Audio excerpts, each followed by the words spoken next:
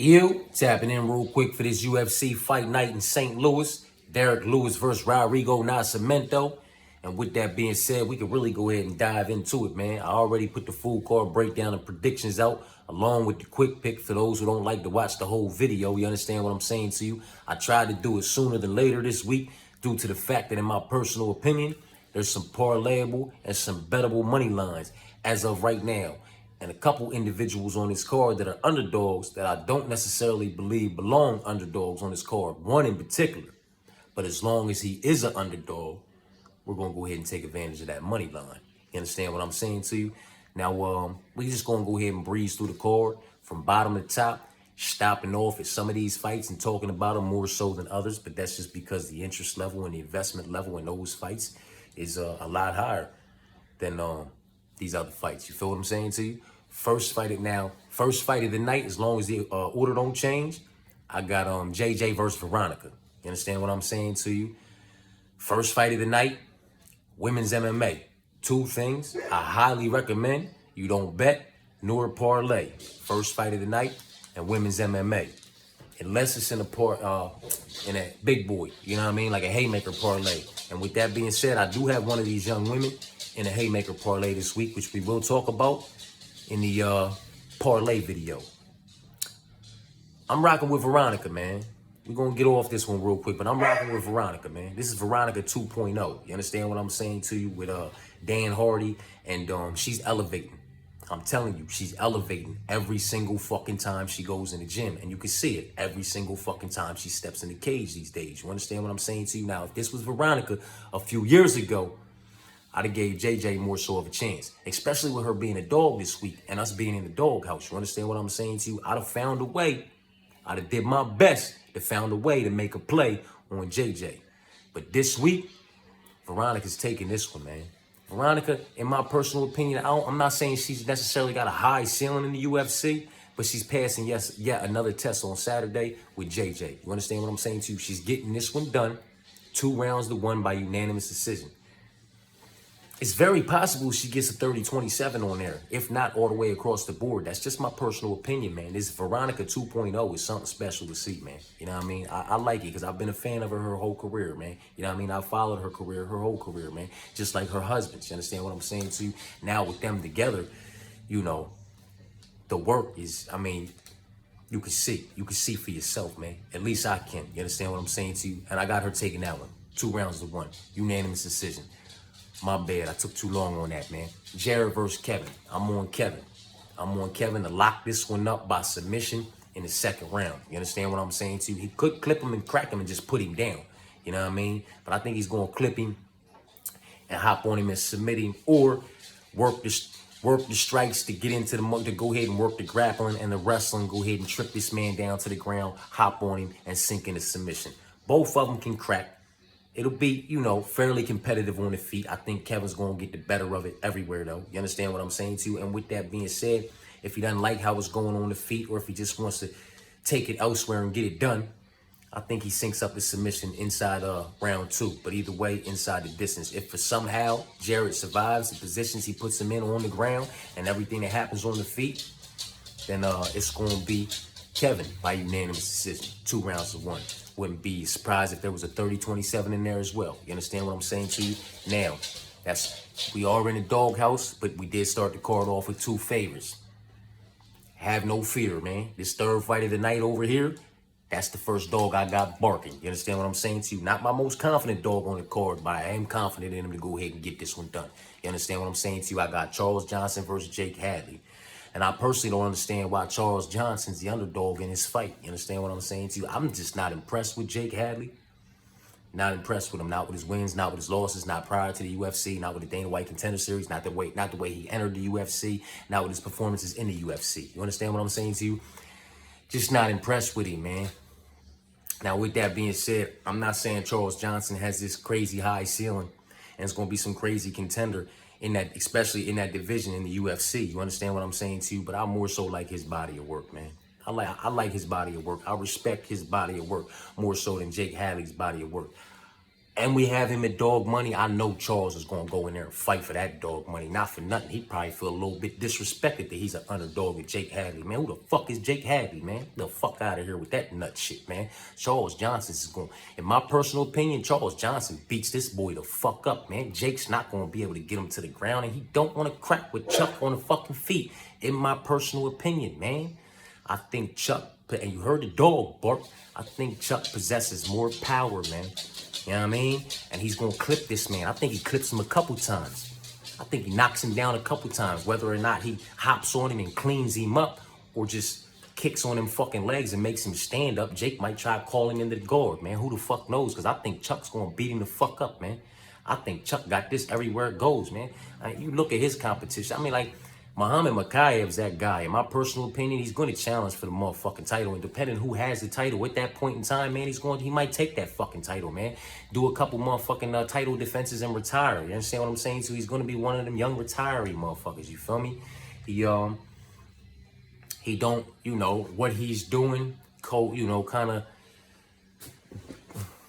goes against the grain with what he believes in and all that kind of, you know what I mean? I'm not going to get into and try to make assumptions, but, you know, I'm going off interviews that the Bulls had and all that, you know what I mean? He's not going to be around for long, man, but I'm just saying, you know, the way Charles was able to roll around with him, you understand what I'm saying to you, in a way he did old boy and took the O from him as whatever that man's name was in his last fight, you know what I mean? And some of Charles's other work, like I think Charles beats Jake the fuck up, man. I think he knocks him the fuck out, man. And if he, you know what I mean, if he wants to, if he clips in and hops in there to clean him up, maybe he, you know what I'm saying, lands a couple elbows, the boy balls up and he sinks in one of his own submissions, man. Chuck ain't no chump, man. And that's my first dog I got barking on this card. Now you got Bill versus Trey. And if I'm being all the way honest with you, I said it in my previous video, man. This isn't a fight I have a lot of interest in, nor do I have investment in, you know what I mean? Other than maybe a haymaker parlay, you feel me? And in that case, in that scenario, I'm on the side of Trey. He possesses a 5-inch reach. I like what, you know, the work I seen with him against the boy Quinlan or whatever his name was, you know what I'm saying? I think it was Josh, you know, Josh, you feel me? I like the work that I seen in that fight. It's going to be volume coming from both sides, and the boy Bill going to be coming for the takedowns. You know, takedown accuracy of 40%, going against the takedown defense is 77%, you know what I mean? And I know Trey's, you know, probably a significant bit, you know, taller than the boy, as well as possessing a 5-inch reach, you know what I mean? I think Trey might be like 6'4" or something stupid like that. I don't have that in front of me, you know what I mean? But, you know, sometimes that can work against you. The smaller man shooting in for that motherfucking double leg, you know what I mean? You up here, by the time you get down there, he already got both hands locked behind you. He's scooping you up and taking you for a ride like Matt Hughes to the other side of the octagon. But with that being said, I don't see that happening to Trey. I see Trey throwing knees up the middle, you know what I mean? In that situation, I see him, you know what I mean, throwing elbows off the break in the clinch, using that 5-inch reach advantage to his advantage and piecing the boy Bill up, honestly. You know what I mean? Trey gets this one done inside the distance by KO, TKO, or by decision on the points. You know what I mean? But yeah, I like Trey. He's like -170. So, you know, in the haymaker parlay, I'm going to rock with that. I know we in a doghouse and we've only rocked with one dog so far in 4 fights. But, you know, we ain't done yet, man. We moving along. Tabitha versus Tisha. Now, this is an interesting fight, man. This is going to be a good fight, man. Do I believe Tabitha is the rightful slight favorite? Because that money line is coming. Last time I looked, Tisha was like a +105. You know what I mean? I do believe she's a slight favorite. You know what I mean? Just, you know, I don't want to disrespect Tisha Torres. You know what I mean? Because I actually kind of, like, I know I originally picked Tabitha, you know what I mean? But I can't deny Tisha's body of work, man, and the level of competition that she's been against. And Tisha's sitting at like, what, you know, 13, I don't know what her record is. She got like 6 losses or something like that. And old girl got like 2 losses or something like that. But if you leave Tabitha in the UFC, as long as you left Tisha in the UFC, their records will be the same. If Tabitha's record's not worse than Tisha's. You understand what I'm saying to you? Like, Tisha has fought that level of competition for almost, her whole fucking career. You know what I mean? So it's hard to have a impeccable or very nice record when all you're doing is fighting the top tier in the women's division that you're in. You understand what I'm saying to you? Tisha, Tiny Tornado, Torres, Pennington. I apologize, I'm calling her Torres a lot, and it's Pennington now, you know what I mean? Because that's Rocky's wife, you feel me? But she could very well get this one done, man. She could very well get this one done, man. Now, I know the deciding factor in this fight is going to have to most likely be takedowns coming from Tabitha Ritchie, you know what I mean? And what she had. A 41% takedown accuracy going against a 61% takedown defense of Tisha. Tisha's really not, she's not an easy individual to get down, and that little compact body, you know what I mean? It's hard to get under her and on those hips, you know what I mean, and get her, you know, get her the way you want to get her to be able to toss her, man. And with that being said, she's got a lot of, that Tiny Tornado, man, she got a lot of output on the feet, man. She's very, very active. She's very, very accurate. You understand what I'm saying to you?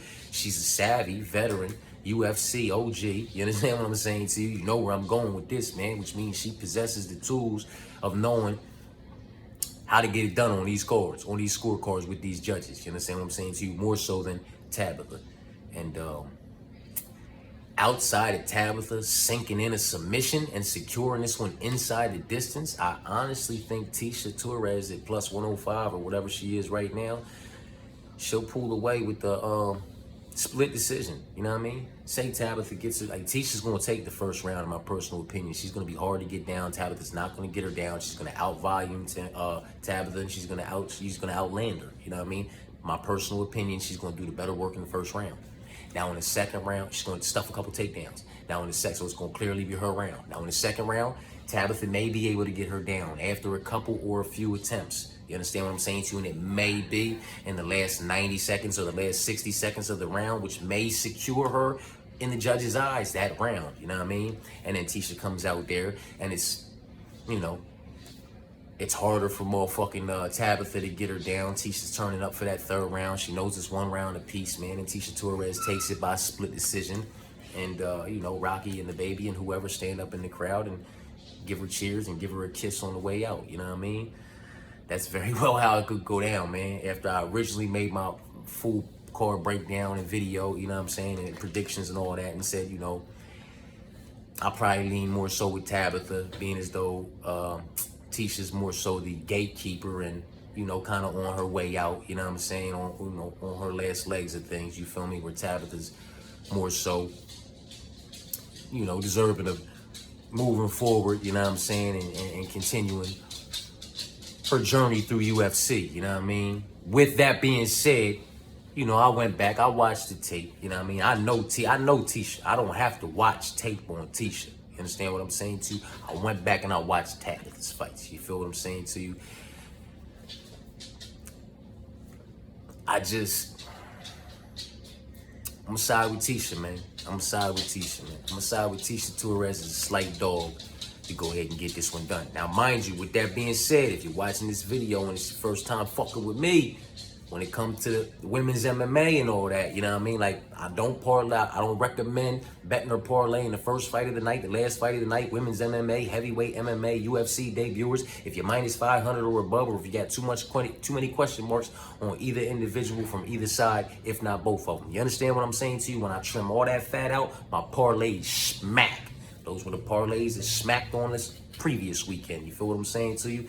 Tap into the video, see what happened on them prelim parlays, see what happened on them whole card parlays, missed on the main card parlays, but this is why we do prelim parlays, main card parlays, whole card parlays, and why if you want to do a haymaker parlay and put those minus 500 and above and all that shit in there, you can go ahead and do it, but you got to take a motherfucking parlay and put it together with those individuals that are under minus 500 above, and some of them are plus money. You understand what I'm saying to you? Those be the ones that smack. They're the ones that smack for me.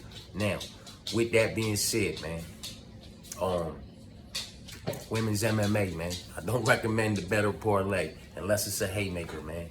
I do lean Tisha as a slight dog to get it done, though. Now, Terrence McKinney versus Esteban. It's going to be a good fight, man, for as long as it lasts, man. If this one goes to the cards, if this one goes 15 minutes, this is fight of the night, man. It's fight of the night. And one of them's getting performance of the night. You know what I mean? Can't be no knockout or no submission if it goes to full distance, but it will be fight of the night, man. In my personal opinion, out of all these fights, man, if that goes the full distance, that'll be fight of the night because it's gonna be heat coming from both fucking sides. Now, Terrence McKinney does possess a 4-inch reach in this fight. Me personally, I am siding with Esteban. You know, the more technical approach. You feel me? Also, a little bit more pop in his shots. In my personal opinion, Terrence McKinney's dangerous everywhere the fight goes, but I just feel like Esteban's a little bit more dangerous. You understand what I'm saying to you? A little bit more technical of a practitioner in there, and a little bit more dangerous in there. With that being said, I like Esteban to go ahead and get this one done. Inside the distance or by unanimous decision. You understand what I'm saying to you? It's going to be a dicey first round. I think both these motherfuckers are getting cracked in the first round. You know what I'm talking about? They both going to be wearing this fight, man, if it goes past the first 5 minutes in my personal. If it goes past the first 7 minutes in my personal opinion, they both going to be wearing this fight, man. But I could be wrong. I could be wrong. Moving on. You got Chase versus Borshev. You know what I'm talking about? Chase got a 5-inch reach in this fight, man. And listen, man, I like chasing this fight, man. I like chasing this fight. I'm not a big Chase Hooper fan. I'm not a Borshev fan. I don't think either one of these young men have a high ceiling in the UFC. You understand what I'm saying to you? They do have respectable skill sets though on both sides. You know what I mean? Borshev more so of a pop in his shot, more power coming from his side. Where Chase is just going to be a little bit more craftier, I think. You know what I mean? He's going to work. He's going to work off his strikes into his grappling and wrestling to get this man to the ground. You understand what I'm saying to you? Now, Chase doesn't possess some big takedown accuracy. It's 22%, but Borshev's takedown defense is 36%. You understand what I'm saying to you? And I think Chase is just going to take this one by unanimous decision. Now, with that being said, Chase might take this one by submission, man. He might go ahead and lock up a submission. He might get Borshev to the ground and take that back and sink in that rear naked choke. He might get him up against the cage and not like an elbow or something that comes his way and hop on this motherfucker's back and backpack him for half a fucking round trying to get the submission and eventually pull him back and sink the submission. If not, just drag off that time and hopefully win by unanimous decision, man. Not a fight I'm betting on, not a fight I'm interested in, not a fight I'm invested on. But I'm gonna lean with the dog, slight dog. He's becoming less and less of a dog, like plus 114 on FanDuel last time I saw. I don't know what he's looking like now or anywhere else because I don't fuck with anything else. I can only advise you on FanDuel. But I like Chase, man. In a fight that I don't like, in a fight that I got no interest in, man, I'll go ahead and roll the dice with a dog. We in the dog house. I'll go ahead and roll the dice with the young boy. You know what I'm saying? To go ahead and get this one done, man. You know what I mean? By submission or by decision. We have Waldo versus Robellis. Oh boy. And Robellis possesses a 6-inch reach. Oh boy. That's a dangerous motherfucker, man. You understand what I'm saying to you? That is a dangerous motherfucker. And them kickboxing credentials are to be respected. You understand what I'm saying to you? And you put that on top of his size, his power, and his speed, along with that accuracy. And the dog in him. Got dog in him. He not backing. I mean, come on, man. They're heavyweights. You in there with another motherfucker who's swinging and banging over 260-something pounds, probably 280 pounds, you know, by the time he's fighting you, and you slip and fall on your ass, missing a head kick in the first couple seconds of the fight. This motherfucker fresh as all hell. Huh? Man, he hopped up so fast and started firing off shots on his back foot, on his heels, and still clipped the old boy. Like the agility and the speed of this big motherfucker. It's going to take, in my personal opinion, man, it's going to take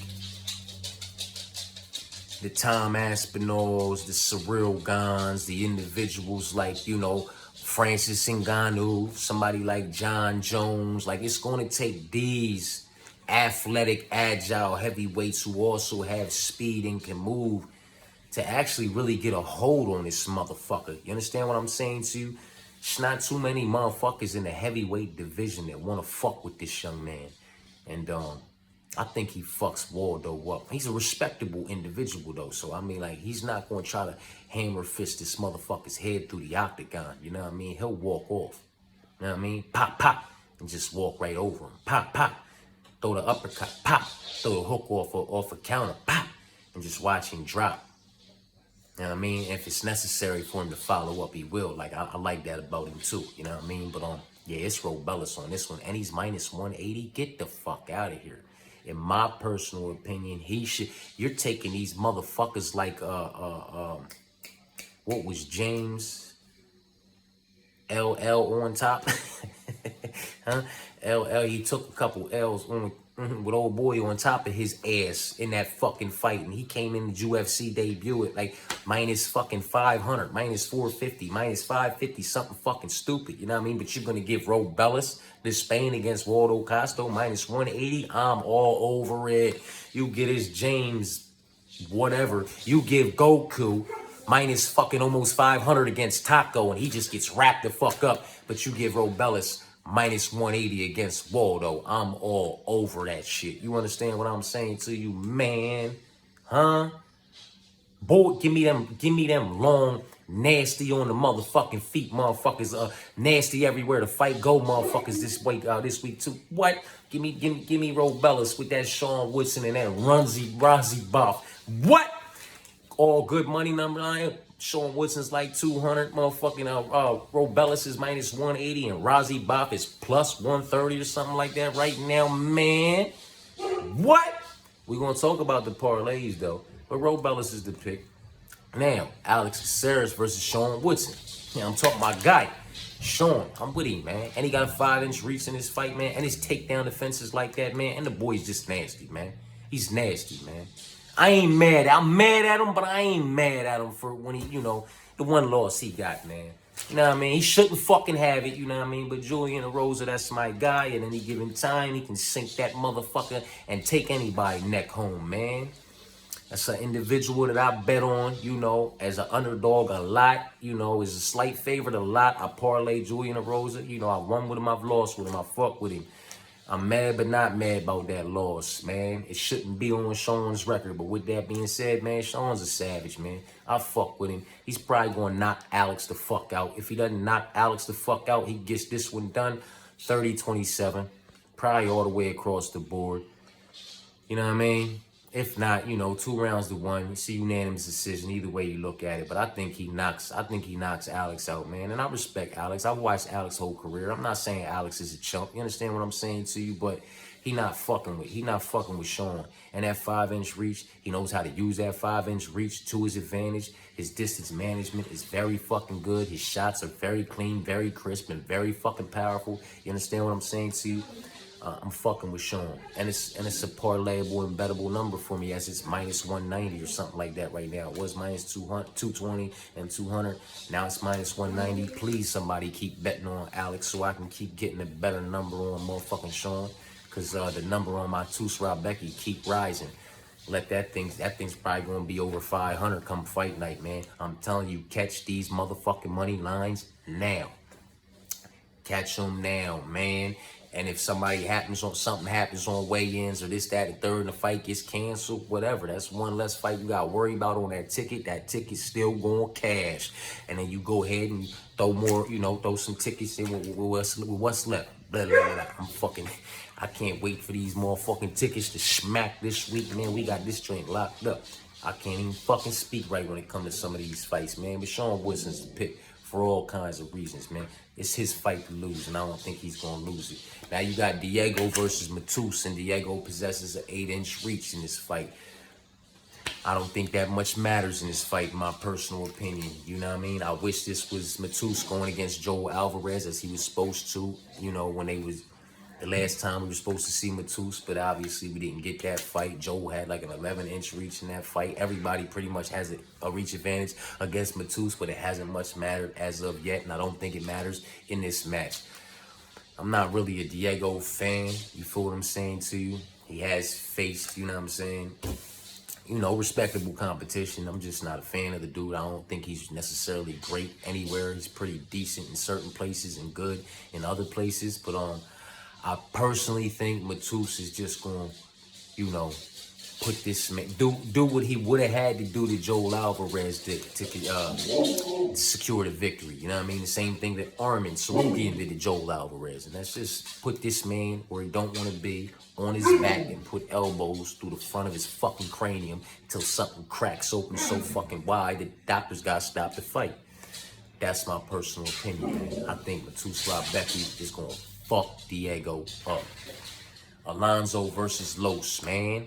I got Los in this one now. This was the Los from a few years ago, coming off that debut against Kennedy and Chuck Wood, where he blew his fucking load and then, you know, got taken the fuck out, man. You know, we be talking differently. You know what I mean? We be talking a little bit differently. You know what I mean? Not a whole lot differently, as I'm not a real big fan of Alonzo Menifield. With that being said, I think Los gets this one done. I think Los catches old boy with an uppercut coming in for something, lifts his whole fucking chin up, and then follows it with a left right down the pipe and just fucking flatlines fucking flatlines Alonzo. I see Joaquin getting flatlined too, but flatlines Alonzo, you know what I mean? And doesn't even need to follow up. Like, I think it's going to be real fucking clean from Los's side in this fight, man. You know what I'm talking about? I think he's going to piece him up. I don't necessarily see it going long. If it goes the distance, it's unanimous decision for Los, in my personal opinion. But I don't really see it going the distance. Like I said, I see Los keeping it real clean and real crisp on Saturday against Alonzo, man. Being real, you know, just being real technical, man. Being real accurate and real powerful. You understand what I'm saying to you? And I think he's going to catch Alonzo coming in with something. I think he's going to catch him with an uppercut while he's coming in and just lift that whole chin up. Boom! As soon as he lifts it up, just right down the pipe with a left, just flatten him. Just stand over him for a second. Walk off. That's my personal opinion, man. I think Los wins this fight. The Los of now, I think, wins this fight 10 times out of 10. I don't think there's a night where Alonzo gets the victory in this fight, but I could be wrong. I have been wrong before, man. Now we moving on to Joaquin getting flatlined or choked unconscious or something on his fucking body broken. In my personal opinion, it's fucking mind-blowing to me that he's the favorite in this fight, man. We are in the doghouse, and I am so ready and so excited to take advantage of this underdog money line. Huh? Man, this man was at plus 145 over at the park when I was at the park earlier. Plus 145 for Razibov against Buckley.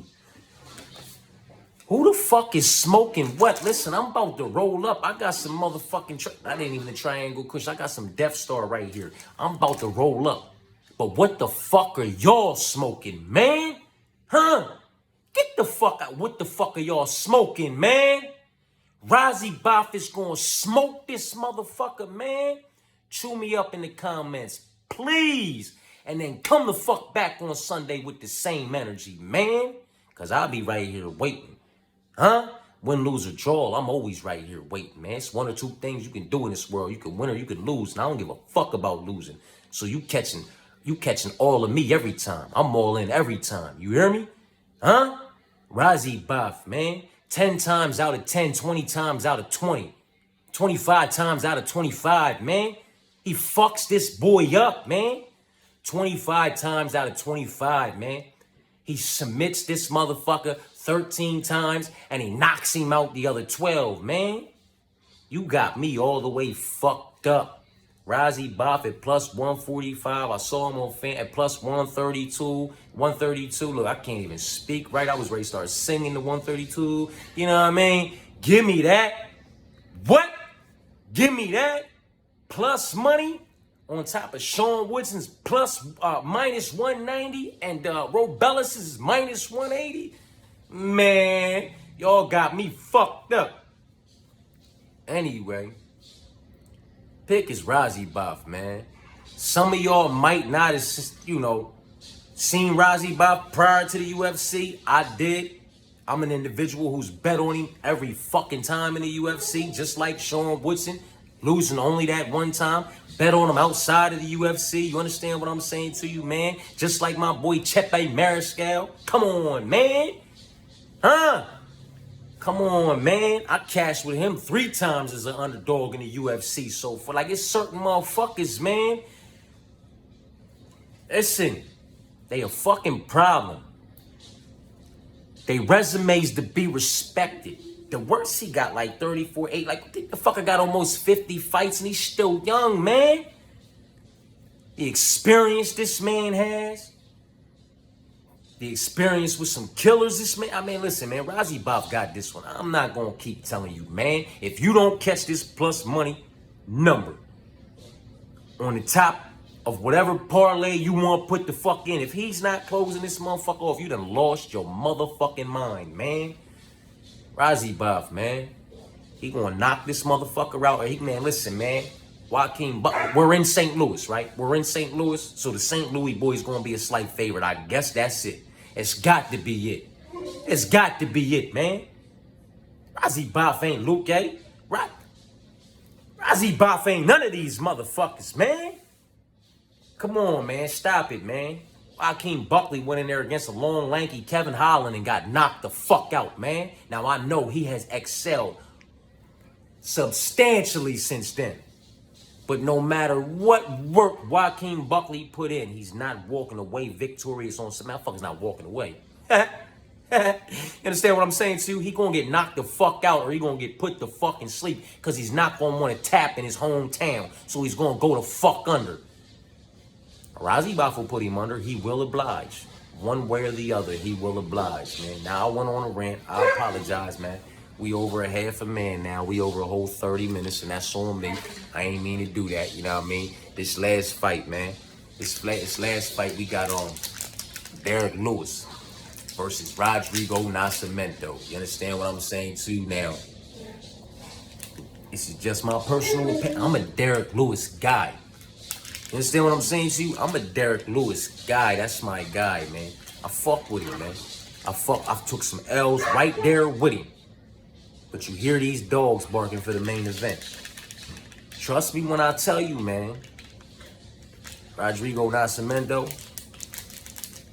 he has more tools, man. He has more ways to get the job done. More ways to secure the victory. And he also, while Derrick Lewis possesses power in his motherfucking hands, on top of possessing more tools, understand what I'm saying to you, more routes to the victory, more ways to get it done, Rodrigo Nascimento also possesses a better fight IQ and the knowledge of knowing the one tool that Derrick Lewis possesses. So trust me when I tell you, the first opportunity, then dogs, they can't stop barking for Rodrigo, man. The first opportunity that Nascimento sees for the takedown, he's going to seize that opportunity and put Derrick Lewis down.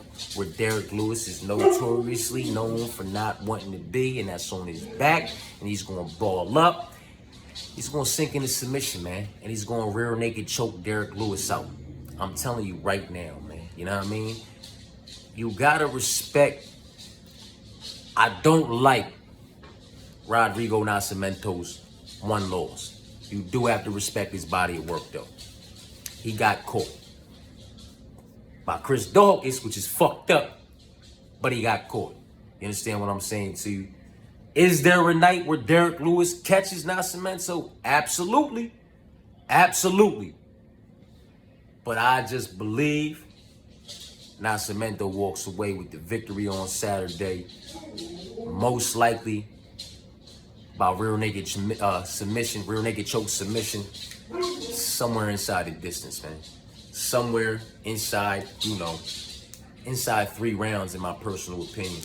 I think he's going to take Lewis down in the first round. And I think the first time he takes Lewis down, he's very capable of sinking in a submission. You know what I mean? He submitted Dontel Mays in the UFC, I believe. I believe it was a submission. He fought him twice. Won by decision once and submitted him another time, I think. You know what I mean? And Dontel Mays is a big fucking boy, man. He's a big boy, man. You know what I mean? And not to say that that's a spectacular win. You understand what I'm saying to you? But Derrick Lewis at this point isn't a spectacular win in the heavyweight division. The only reason it's a spectacular win for Rodrigo on Saturday because it's in St. Louis, where Derrick Lewis is from. And with that being said, Nascimento chokes Lewis out in St. Louis. If Derrick Lewis loses in St. Louis again, he will most likely take his gloves off and walk the fuck out of that octagon and just fucking retire, man. That's just my personal opinion, man. There is a night where Lewis does clip this young man and put him to sleep. His one and only loss coming by an individual whose handle I don't really respect at all, clipping him and putting him to sleep. Now, with that being said, there's a lot of individuals who didn't respect the other individual's power coming into that fight and they got clipped. But you give them that same fight 5 times, they win it the other 4. You understand what I'm saying to you? I'm a firm believer if you put Eddie Alvarez and Conor McGregor in that motherfucking octagon again after that first one, Eddie would have walked away victorious, man. All the wars Eddie's known for being in, wars Eddie was in after that. You understand what I'm saying to you? He just didn't respect Conor. Nobody respected his power at that time, and he got caught. You know what I mean? Now, this is just my personal opinion. You understand what I'm saying to you? Jose Aldo. You give Jose Aldo that fight, that rematch with Conor again back then when Conor was in the featherweight division instead of him hightailing off. You feel what I'm saying to you? I think Jose walks away victorious more times than he doesn't. You understand what I'm saying to you? There's a lot of situations where motherfucking, now those are just my personal opinions. I know I ran off motherfucking topic and somebody might want to chew me up about them, but feel free to do so. That's your motherfucking right, man, and I can respect it. You know what I mean? Don't mean I gotta motherfucking react to it or entertain it. You know what I'm saying? Now, with that being said, man, there is a night where Lewis does clip him, but I don't think it happens on Saturday, man. I think Rodrigo, he's got the 1-inch reach advantage. He's got the youth advantage, and he's got the better fight IQ. He's got the more tools. You understand what I'm saying to you? He knows this man's one route to victory. He already took 1 loss. It's his only loss by getting clipped. He hasn't lost since. And he's fought, you know what I mean? Maybe not the greatest competition in the world, but like I said, Derrick Lewis isn't the greatest competition in the world right now. He possesses 1 trick, and that's his motherfucking hands, man. You understand what I'm saying to you? With all due fucking respect, it's a trick that's worked. But listen to me. Derrick Lewis, Tai Tuivasa, Mark Hunt, like, we keep motherfuckers around like this in the UFC, not necessarily because their records are good or because they're winning fights, but because when they're in them motherfucking fights, they're either winning or they're losing in spectacular fashion. You understand what I'm saying to you? That makes for great fights. It doesn't make for a great fighter. You know what I mean? And Nascimento is not fighting a great fighter in Derrick Lewis on Saturday night, man. You know what I mean? And being the individual who he's not outreached. He possesses an 80-inch reach to Derrick's 79-inch reach or something like that, I believe. You feel what I'm saying to you? He's got the youth on his side of things. He's got a better fight IQ, in my personal opinion. He possesses more tools. He's a big boy, too. You know what I mean? And I just think he's going, you know, he going to walk away victorious, even if it's 25 minutes of him rinse and repeat and putting Derrick Lewis down on the ground and throwing little shots at him and trying to motherfucking, you know, sink hooks in and shit like that. He's going to walk away victorious, man. I really see him submitting him, but he could clip him too and knock him out. Nascimento got fucking power in his hands too, and he can strike, man. He ain't no chump. Anywhere this fight goes, he's better. Everywhere this fight goes, Derrick just possesses more power. So, yeah, more so than not, man. I see Rodrigo getting this one done, man. So just a quick motherfucking recap, man. You know what I mean? And then I'm going to get the fuck up out of here so I can finish rolling this motherfucker up, man, and go ahead and toss it in the air and burn it the fuck down. You feel me? We don't recommend betting or parlaying unless it's a haymaker, women's MMA, or the first fight of the night. But we will go ahead and pick Veronica for that fight. Now, we picking Kevin against Jared, you know what I mean? We taking Charles as the first underdog against Jake. We taking Trey against Bill. Not a whole lot of interest or really investment in that fight unless it's a haymaker, but we taking Trey against Bill. We leaning Tisha as a slight underdog against Tabitha, man. To go ahead and be the tiny tornado that she is and deny any takedowns and walk away victorious via unanimous or split decision, man. Actually, that's how we gonna go with it, man. Terrence versus Esteban, exciting fight, possibilities to be fight of the night if it's able to go long enough to do so. You understand what I'm saying to you? I am siding with the more technical practitioner and what I do believe to be the little bit more of a dangerous individual inside that cage that night, which is Esteban. And moving on to Chase versus Borshchev, we got another dog in Chase, a slight dog, plus 114 or something like that. Last time I saw him, 5-inch reach. You know, to use that reach, frustrate Borshchev. Also use that reach and this, the strikes from the outside to work his way inside to some grappling and wrestling exchanges, and possibly, sinking a submission on Borshchev, man. If not, get it done by unanimous or split decision. Could be a split decision, man. He could do good in the first round. Could be competitive. You know what I mean? He could land that takedown in the motherfucking second round. You feel what I'm saying to you? And go for submissions, put him in some compromisable positions. Borshchev survives, and then in the third round, Borshchev could crack him and have him motherfucking hurt, and it could just kind of be up in the air. You know what I mean? But based off control time, you know what I'm saying, and strikes landed and volume, then you got to go against the damage, you know what I mean, which is all Borshchev will probably have on his side of things if he cracks him in that one round, you know what I mean? It won't be a 10-8 round, you feel what I'm saying to you? So, yeah, man, Chase Super, man. Not a fan of this fight, not invested in this fight at all, not betting on this fight, but it's Chase Super, man. We rocking with Robellis to go ahead and get that one done. We rocking with Sean to get that one done. Matus to go ahead and get that one done. Los to get that one done. And another dog in Razibov to get that one done. And at the end of the night, main event. Don't recommend betting or parlaying the last fight of the night. But we gonna rock with a slight dog and Rodrigo Nascimento to go ahead and seal off the night and seal the fate of the St. Louis boys in St. Louis, boy. You understand what I'm saying to you? I don't think either one of them walk away victorious. Derrick Lewis, with everything I said about Nascimento, Derrick Lewis, he has power. That's the one thing he has. Nascimento has the IQ. You know what I mean? He has the more tools. He has the more well-rounded game. You know what I mean? He has the youth on his side, and he has the motherfucking knowledge, knowing the one tool that motherfucking Derrick has, and that's in his hands. But even with that being said, Derrick possesses the better chance, in my personal opinion, to walk away victorious in St. Louis, man. Because I don't see a night ever where Joaquin Buckley walks away victorious after entering the cage with Razibov. So that was 41 minutes. I appreciate y'all for tapping in. I'll tap back in with the parlays.